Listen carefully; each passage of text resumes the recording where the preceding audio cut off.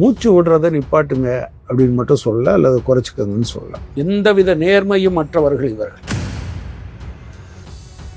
ஊடகங்கள் இருக்குல்ல, தர்மமற்ற முறையில் நடந்து கொண்டார்கள், நியாயமற்ற முறையில் நடந்து கொண்டார்கள். பெட்ரோலிய பொருட்களின் விலை உயராமல் அப்படியே நீடிக்கிறது. இப்போ சமீபத்தில் அவர் குஜராத்துக்கு போனார். அங்கே ஒரு ரோட் ஷோ நடக்கிறதுக்கு எவ்வளவு கார்கள் போனது என்று மிகப்பெரிய சர்ச்சையாச்சு. ஆனால் நம்ம ஊரில் பார்த்தீங்கன்னா அதெல்லாம் போட மாட்டாங்க.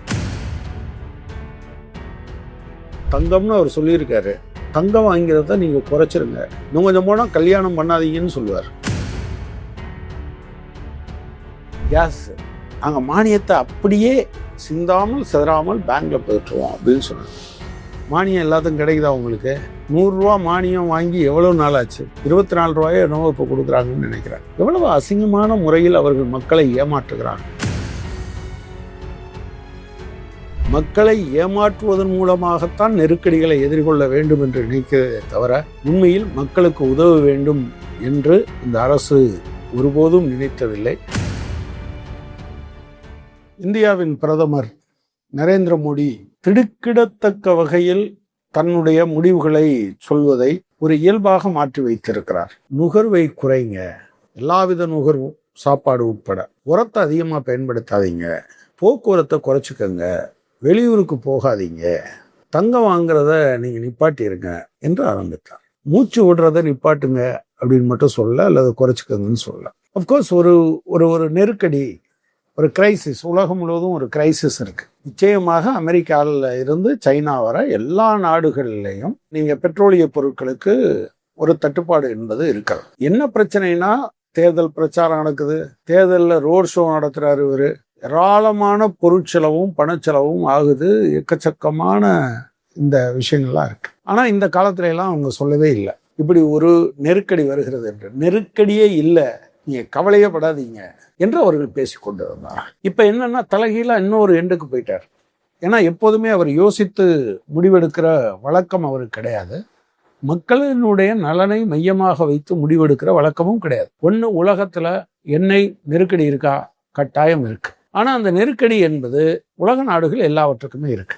அப்ப நீங்க இதை என்ன செஞ்சிருக்கணும், ஆரம்பத்துல இருந்து எல்லாவற்றையும் இந்த பொருட்களை கொஞ்சம் சிக்கனமாக பயன்படுத்துங்க என்று சொல்றதுல ஒன்றும் தப்பு இல்லை. ஒரு அரசாங்கம் அப்படி சொல்றது அவசியம். பெட்ரோலியத்துறை அமைச்சர் ஹர்தீப் சிங் புரி ஒரு நாளைக்கு 1 லட்சம் கோடி ரூபாய் அளவுக்கு எண்ணெய் விற்பனை கம்பெனிகள், ஆயில் மார்க்கெட்டிங் கம்பெனிஸ், அவங்களுக்கு நஷ்டம் ஏற்படுது, இது ரொம்ப நாளைக்கு தாங்க முடியுமான்னு எனக்கு தெரியல அப்படின்லாம் ஒப்பாரி வச்சிருக்காரு. பட் ப்ராப்ளம் என்ன? எந்தவித நேர்மையும் மற்றவர்கள் இவர்கள். எந்த பெட்ரோலிய பொருட்களுடைய விலை கட்டுப்பாட்டை அரசு தன் கையிலிருந்து விடும்போது ஒரு விஷயத்த சொன்னாங்க. நாங்கள் சர்வதேச சந்தையில் கச்சா எண்ணெயினுடைய விலை குறைந்தால் இந்தியாவில் குறையும் என்று சொன்னாங்க. முதல்ல பார்த்தா 15 நாளைக்கு ஒரு தடவை குறைச்சாங்க, அப்புறம் டெய்லியும் குறைச்சாங்க, இப்போ பார்த்தா குறைக்கிறதையே விட்டாங்க. ஏன்னா இடையில சர்வதேச சந்தையில் $98 இருக்கும்போது இந்தியாவில் நம்ம $60 வாங்கணும். ரஷ்யாட்ட இருந்து வாங்கணும், ஈரான்ல இருந்து வாங்கணும். ஆனா என்ன கொடுமைன்னா, அப்பெல்லாம் நமக்கு பெட்ரோலிய பொருட்களுடைய விலை குறையல. ஊடகங்கள் இருக்குல்ல, தர்மமற்ற முறையில் நடந்து கொண்டார்கள், நியாயமற்ற முறையில் நடந்து கொண்டார்கள். பெட்ரோலிய பொருட்களின் விலை உயராமல் அப்படியே நீடிக்கிறது. உண்மையில அவன் என்ன சொல்லணும், பெட்ரோலிய பொருட்கள் விலையை குறைக்காமல் அப்படியே நீடிக்கிறதுன்னு சொல்லணும். ஆனா எப்போதும் இந்த உயராமல் உயராமல் உயராமல்னு சொல்றது, உயர்வதற்கான காரணம் இருக்கிறது, ஆனால் உயர்த்தாமல் ஆயில் மார்க்கெட்டிங் கம்பெனிஸ் இருக்கிறாங்க என்று அது ஒரு மன ரீதியான ஒரு தயாரிப்பு. அந்த தயாரிப்பை செய்து கொண்டே இருந்தார். அப்ப அந்த காலத்துல வந்த பணம் முழுவதும் எங்கே போச்சு? இப்ப என்ன சொல்றாருன்னா, ஒரு நாளைக்கு 1 லட்சம் கோடி என்று சொல்றாங்க. அப்போ பெட்ரோல் பொருட்களுடைய விலையை ஏற்ற போறாங்க அப்படின்னு. இறக்கும் போது இறக்கல, இப்ப ஏற்றும் போது என்ன சொல்றாருன்னா, ஒரு நாளைக்கு 1 லட்சம் கோடின்றாரு. ஏதாவது நியாயம் இருக்கா? உண்மையில் இந்த மக்களை சுரண்டுவதில் அவங்களுக்கு அது ஒரு தனி சோகம். கொஞ்ச நாளைக்கு ஒரு வரி போடல, மக்கள்கிட்ட இருந்து கூடுதலா எடுக்கலைன்னா, இது ஒரு முதலாளித்துவத்தின் குணம் என்பதை விட ஒரு தனி முதலாளி இருப்பார் இல்லையா, அவருடைய குணத்தோடு இந்த அரசாங்கம் நடந்து கொள்றது என்று சொன்னா அது ஒன்றும் தப்புன்னு நான் சொல்ல மாட்டேன். 2004க்கு பின்னால இந்தியாவில் ஒரு இடத்துல கூட அண்டர் கிரவுண்ட் ஸ்டோரேஜ் எல்பிஜிக்கு ஒரு இடத்துல கூட இல்லை. யாரு காரணம்? நீங்க தானே காரணம். ஏன் புதுசா உருவாக்கல? சாதாரண மக்களுடைய வாழ்வாதார பிரச்சனைகள் குறித்து யோசிச்சிங்களா? அடுத்தது தங்கம். இவ்வளவையும் சொல்லிட்டு அவர் ஊர் சுத்த போறார். அவர் ஊர்னா அவர் தனி ஃப்ளைட்ல தான் போவார். அது அப்படி போறார். ஒரு வாரம் உலக நாடுகளை சுற்றி வருவதற்காக அவர் போகிறார். இப்போ சமீபத்தில் அவர் குஜராத்துக்கு போனார். அங்கே ஒரு ரோட் ஷோ நடக்கிறதுக்கு எவ்வளவு கார்கள் போனது என்று மிகப்பெரிய சர்ச்சையாச்சு. ஆனால் நம்ம ஊரில் பார்த்தீங்கன்னா அதெல்லாம் போட மாட்டாங்க. இந்தியா முழுவதுமே மற்ற இடத்துல போட மாட்டாங்க. ஊடக தர்மம் அந்த நிலைமையில தான் இருக்கு. தங்கம்னு அவர் சொல்லியிருக்காரு. தங்கம் வாங்கிறத நீங்கள் குறைச்சிருங்க, இன்னும் கொஞ்சம் போனால் கல்யாணம் பண்ணாதீங்கன்னு சொல்லுவார். என்ன தங்கம் வாங்குறத எதுக்காக குறைக்கணும்? இருந்தால் வாங்க போகிறாங்க. தங்கத்துக்கும் அன்றாட பயன்பாட்டுக்குமான பிரச்சனை என்ன இருக்குன்னு எனக்கு புரிஞ்சிக்கவே முடியல ஆக்சுவலாக. ஆனால் தங்கம் வாங்குறது. ஆனால் இவர் தான் சொன்னார் 2024 தேர்தலப்போ காங்கிரஸ் ஆட்சிக்கு வந்தால் நீங்கள் பெரும்பான்மை மக்களுடைய தாலியை பறித்து விடுவார்கள்.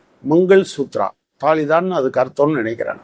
பறிச்சுட்டு போயிடுவாங்க. ஆனால் இவர் என்ன சொல்றாருன்னா இப்போ வாங்க முடியாது, இப்போ இறக்குமதிக்கும் வரி விதிச்சிருக்காங்க. என்ன நியாயம் இருக்கிறது இதில்? அடுத்து நீங்கள் எல்லா நுகர்வுகளையும் குறைங்க.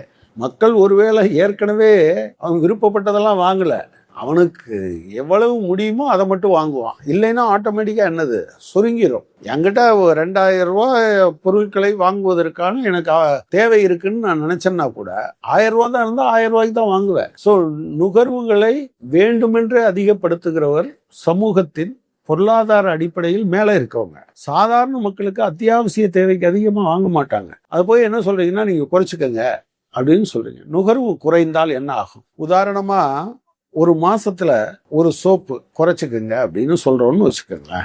நீங்க ஒரு 2 சோப்பு உங்களுக்கு போட முடியுது, மேலே போடுறதுக்கு ஒரு சோப்பு குறைச்சிக்கங்கன்னா எத்தனை கோடி? நான் ஒரு குடும்பத்துக்கு ஒரு சோப்பு குறைக்கிறத வச்சுக்கிட்டா எவ்வளவு குறைக்கணும் தெரியுமா? 30 கோடி சோப்புகள் குறையும். 30 கோடி குறைஞ்சா அதுக்கான உற்பத்தி குறையும். அந்த உற்பத்தி குறைஞ்சுன்னா என்ன அர்த்தம்? அதை டிரான்ஸ்போர்ட் பண்றது குறையும். டிரான்ஸ்போர்ட் வியாபாரம் நீங்க அப்படி யோசிச்சு பாருங்க, எவ்வளவு பெரிய செயின். போற போக்கில் சொல்றது. அடுத்ததா உரம். இந்த எல் நினோ எஃபெக்ட், காலநிலை மாற்றம், இதன் காரணமாகவெல்லாம்